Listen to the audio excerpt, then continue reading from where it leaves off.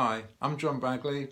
I'm the chair of the International Fundraising Consultancy, and this is number 9 in our Fundraising Fundamentals program. Number 9 is all about Don't Go Alone, Where Angels Fear to Tread. President Obama had a sign on his desk, and it said, "Hard things are hard." And I rather like that. Hard things can be things that really involve you in difficulties and going into new areas where you don't have experience.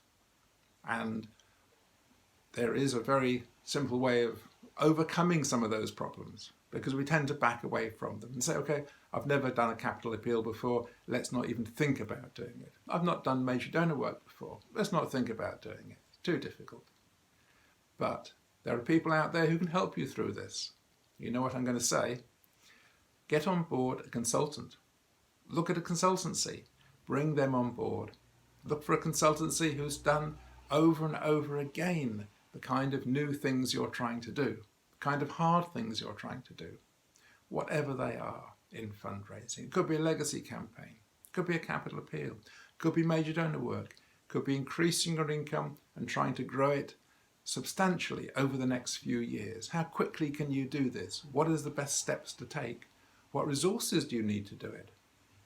If you have somebody like a consultant with you, they can recommend things to the board as a deus ex machina, which the board's sometimes more likely to accept than if it comes from within the organisation. But don't just look at the internet and decide without meeting people. Come and see consultants, talk to them.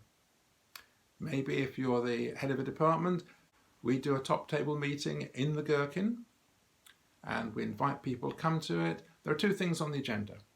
One thing is what keeps you awake at night, and we look at what problems are in fundraising.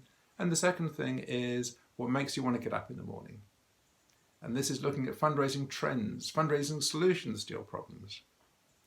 That's a very good way for people to meet us informally and chat to us to see if we're the right agency for them. And then perhaps they will have a more formal meeting with our CEO, Bill King, who's always willing to come and see you if there's possible work out there. And you can get to know us. This is always worth doing before you employ an agency. So let's think about the results of doing that, of going into new areas. If you have a fundraising department, then you will have a series of income streams. Opening up new income streams means your department is more sustainable. If old income streams dry up, as they do tend to do, then you will have new streams to replace that set of income.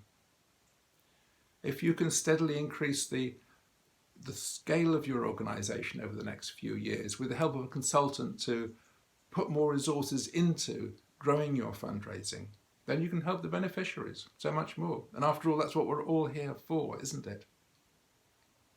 But it's also very interesting personally, as part of your career, to go into new areas, to learn about them, to learn from experts who help you.